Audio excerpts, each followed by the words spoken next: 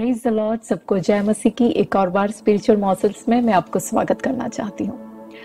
आज से 19 साल पहले 2001 में सितंबर महीने के दूसरे हफ्ते में पूरे संसार को हिला देने वाली एक बहुत ही बड़ी दुर्घटना हुई।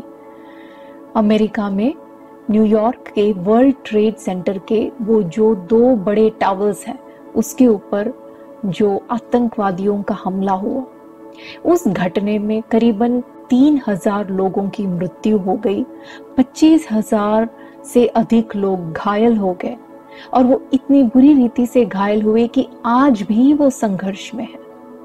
लेकिन इसी समय अनेक लोग ऐसे भी हैं जो इस दुर्घटना से बच गए। यदि उनकी कहानी, उनकी गवाही यदि हम सुने तो उन सबको एक बात कहना है कि उनके जीवन में कुछ दुख आया, कुछ संघर्ष का सामना करना पड़ा, जिसके कारण वो ये बड़ी दुर्घटना से बच गए। दो व्यक्तियों की बात मैं आपके सामने रखना चाहती हूँ। एक लेडी है जिसका नाम लॉरा जेलमन है और वो इस वर्ल्ड ट्रेड सेंटर के अंदर एक ऑफिस में काम करती थी। लेकिन इस दुर्घटना के 4 दिन पहले उसको अपने नौकरी से निकाल दिया गया और ये 4 दिन ये दुख में थी कि मुझे नौकरी से क्यों निकाल दिया, मैंने ऐसे क्या गलती कर दी, अब मैं आगे कैसे जीऊंगी। लेकिन 4 दिन के बाद जब ये दुर्घटना हुआ तब उसे पता चला मेरे भलाई के लिए हुआ, जो कुछ भी हुआ मेरे भलाई के लिए हुआ। एक और व्यक्ति है, उसका नाम है जॉर्ज कीथ। ये जो व्यक्ति है, कुछ दिन पहले इन्होंने एक नया BMW गाड़ी खरीदा था। इस दुर्घटना होने से एक दिन पहले वो अपने ऑफिस से जब वापस जा रहे थे तो अचानक से उनकी गाड़ी फर्स्ट गियर में अपने आप शिफ्ट हो जाता है। तो ये सोचते हैं गाड़ी अचानक ऐसे क्यों शिफ्ट हो गया, ऐसा तो होना नहीं चाहिए, ये तो बिल्कुल नई गाड़ी है। तो ये फोन कर अपॉइंटमेंट लेते हैं शोरूम से और उनको बताया जाता है आप कल आ जाइए। तो दूसरे दिन 8 बजे सुबह इनको अपने ऑफिस में एक बहुत ही इम्पोर्टेंट मीटिंग है और इनका ऑफिस जो है इस वर्ल्ड ट्रेड सेंटर के अंदर है। तो इसलिए ये क्या करते हैं, 7 बजे ही मैकेनिक के पास पहुंच जाते हैं। उनसे कहते हैं जल्दी जल्दी मेरा गाड़ी ठीक कर दो क्योंकि मुझे 8 बजे मेरा ऑफिस पहुंचना है, बहुत इंपॉर्टेंट मीटिंग है। वहां पे लेकिन एक प्रॉब्लम है, वहां पे जितने शोरूम में मैकेनिक्स थे वो कहते हैं हम हमारा काम 8 बजे से पहले नहीं करेंगे। जब 8 बजेंगे तब हमारा काम शुरू होता है और तभी ही हम आपके गाड़ी के ऊपर हाथ लगाएंगे। 8 बजे तक पूरा 1 घंटा इस व्यक्ति को वहां पे रुकना पड़ता है क्योंकि मैकेनिक्स कहते हैं हम हमारा काम उससे पहले शुरू नहीं करेंगे। ये कुड़कुड़ाते हैं, ये दुखी होते हैं, ये कहते हैं अब मैं कैसे मेरा मीटिंग अटेंड करूंगा, इतना इम्पोर्टेंट मीटिंग था मेरे करियर के लिए, अब मैं क्या करूं। ठीक 8 बजे ये मैकेनिक अपना काम शुरू करते हैं। सिर्फ 3 मिनट का काम था उस गाड़ी के ऊपर, सिर्फ 3 मिनट का। और वो काम जैसे ही खत्म होता है ये अपना गाड़ी लेते हैं, अपने दफ्तर की ओर चल पड़ते हैं। लेकिन तब अचानक उनको खबर मिलती है कि सब कुछ टूट गया, बहुत ही बड़ा दुर्घटना हो गया। बाइबल में हम एलिया को देखते हैं, परमेश्वर उससे कहते हैं कि तू केरीत नामक नाले के पास जाकर रह। एक नाले के पास ये व्यक्ति अकेले रहता है, करीबन 6 महीने या 1 साल तक उसे वहां अकेले रहना पड़ता है। किसी भी इंसान से कोई बातचीत नहीं। कितना अकेलापन उसने महसूस किया होगा। दिन में 2 बार कौवे को देखता है बस। लेकिन इस अकेलेपन की अवस्था में परमेश्वर उसको उस देश के अकाल से सुरक्षित रख रहा था। परमेश्वर उसको इजबेल के हाथों से उसकी जान को बचा रहा था। कई बार हमें लगता है भाई और बहनों, जब हमारे जीवन में संघर्ष आता है, जब हमारे जीवन में जब दुख आता है, हम सोचते प्रभु तू देखता नहीं है।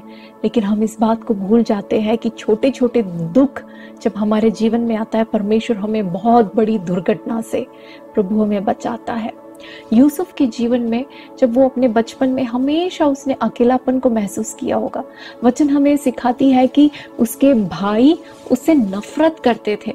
वो कई बार प्रभु से भी पूछता होगा कि प्रभु मैंने ऐसे क्या गलती की है जो सब लोग मुझसे नफरत करते हैं। लेकिन क्योंकि उसके भाइयों ने उसको नफरत किया, उसके भाइयों ने उसको बेच डाला। और क्योंकि उन्होंने उसको बेच डाला वो मिस्र देश में पहुंचा। क्योंकि वो मिस्र देश में पहुंचा पोतीफर ने उसको खरीदा। सोच के देखिए, राजा के महल में इतने सारे कर्मचारी हैं, लेकिन सिर्फ पोतीफर ने ही उसको क्यों खरीदा? क्योंकि प्रभु जानता था कि पोतीफर की पत्नी का जो स्वभाव है वो अच्छा नहीं है, और किसी के घर पहुंचता तो ये जेल नहीं पहुंचता। ये पोतीफर के घर पहुंचा, इसलिए वो जेल उसको जाना पड़ा, और उसी जेल में गया जहां फिरौन के पिलानेहारों का प्रधान आता है। जब फिरौन के पिलानेहारों का प्रधान से इसकी मुलाकात होती है, ये उम्मीद करता है कि ये बंदा मुझे याद करेगा, ये मेरे तरफ एक आभारी दिल दिखाएगा, मैं इधर से बाहर निकलूंगा।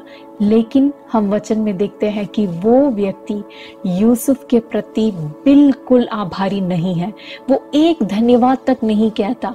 जब उसका काम हो जाता है वो चल पड़ता है। यदि वो पिलानेहारों का प्रधान जो है, यदि यूसुफ के प्रति आभारी होता, यदि यूसुफ को उसी दिन वो अपना धन्यवाद दिखाता, तो हो सकता है उसी रात को यूसुफ को उस कारागार से बाहर निकाल दिया जाता।